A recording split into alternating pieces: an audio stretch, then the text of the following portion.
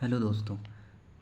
आज हम लोग गणित का एक छोटा सा टॉपिक है जिसको हम लोग बोलते हैं बीजगणित। इंग्लिश में इसको बोलते हैं अलजेब्रा। उसका बेसिक कॉन्सेप्ट सीखते हैं, क्योंकि अलजेब्रा जो है, अलजेब्रा का ये जो कॉन्सेप्ट है वो गणित के हर हर चैप्टर में काम आता है। तो ये सिंपल सा एक छोटा सा टॉपिक है, उसको हम लोग सीखेंगे, जहाँ पर किसी किसी ए बी सी डी का मान निकालने के लिए बोला जाएगा। अर्थात जैसे एक्स का मान, वाई का मान, जेड का मान। तो उसके लिए हम लोग को समझना पड़ेगा कि उसको निकालते कैसे हैं।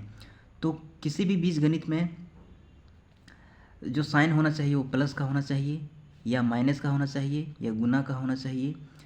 और महत्वपूर्ण चीज़, एक चीज़ होना चाहिए जो है बराबर। ये प्लस का होना चाहिए, माइनस का होना चाहिए, गुना भी होना चाहिए, और इम्पॉर्टेंट है बराबर साइन होना चाहिए। तभी वो बीजगणित कहलाएगा, यानी बीजगणित के अंतर्गत आएगा। इसको हम लोग समीकरण भी बोल सकते हैं। तो चलिए हम लोग समझते हैं कि इसको बनाते कैसे हैं। तो यहाँ पर बेसिक चीज़ें हम बता दें, क्योंकि अगर यहाँ छोटा छोटा बात अगर आप लोग को नहीं पता होगा तो आप लोग गणित बनाते समय दिक्कत कर देंगे, या फिर समझने में थोड़ा दिक्कत हो जाएगी।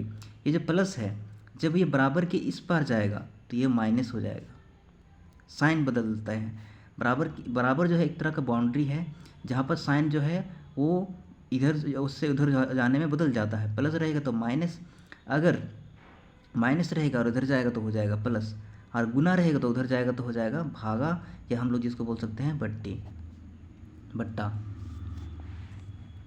चलिए तो देखते हैं, एक सवाल है छोटा सा, 2x, चलिए x + 4 बराबर 10। तो यहाँ पर हम पूछेंगे, तो बताइए x का मान कितना होगा, x का मान कितना होगा। तो कैसे करेंगे, x का मान निकालने के लिए x को यहाँ पर छोड़ देंगे, बराबर का साइन है, यहाँ बराबर का साइन लिखेंगे, बराबर के बाद क्या लिखा हुआ है 10 10। आइए जो देखिए, ये 4 जो है वो बराबर के इधर जाएगा, लेकिन यहाँ देखिए ये प्लस में है, तो इधर मैंने बताया था बराबर के उस पार जाएगा तो क्या हो जाएगा माइनस में, यानी x बराबर क्या हो जाएगा 6। यही हो गया आंसर, यानी x का मान कितना निकल गया 6। तो बस इतना ही सिंपल सा टॉपिक है। अगला सवाल देखते हैं हम लोग। जैसे लिखा हुआ है 2x + 10 बराबर 20। तो बताओ इसमें x का मान कितना होगा, x का मान कितना होगा। तो चलिए देखते हैं। तो 2x को यहाँ से जैसे तैसे लिखेंगे, अब डायरेक्ट बराबर लिखेंगे, बराबर के बाद जो लिखा है उसको लिखेंगे। अब ये देखिए, ये 10 है, ये इधर आएगा, लेकिन यहाँ देखिए ये प्लस में है तो इधर आएगा तो क्या हो जाएगा माइनस में। अब अगला फिर करेंगे, 2x को जैसे तैसे लिखेंगे। अब 20 में से 10 घटाएंगे तो कितना बचेगा 10। x का मान निकालने बोला है, x का मान यहाँ निकालेंगे, और बराबर के बाद लिखा है 10, और इन दोनों के बीच में गुना का साइन है, यानी 2 गुना x बराबर ही बना हुआ है 2x। तो ये x का मान निकालने के लिए x को यहाँ रखेंगे, और ये जो है गुना में है, मैंने बताया था गुना में रहेगा तो उधर जाएगा तो बट्टा में, यानी भागा में चला जाएगा, तो ये 2 बट्टे के नीचे में। अब 2 का पहाड़ हमें 10 कितना बार में कटेगा 5 बार में, यानी x का मान कितना आ जाएगा 5। यही हो गया हम लोग का आंसर। और एक सवाल हम लोग करके दिखाते हैं। जैसे लिखा हुआ है x - 6 बराबर 4। तो इसमें बताओ x का मान कितना होगा, x का मान कितना होगा। तो कैसे करेंगे, x का मान निकालने के लिए x को यहाँ छोड़ देंगे, बराबर के बाद क्या लिखा हुआ है 4। अब ये 6 उधर जाएगा, बराबर के उधर जाएगा, तो बताओ 6 यहाँ लिखेंगे, अब देखो ये माइनस में है, उधर जाएगा तो क्या हो जाएगा प्लस में। अब x बराबर क्या हो जाएगा 10। बस सिंपल सा है। और एक एग्जाम्पल देखते हैं।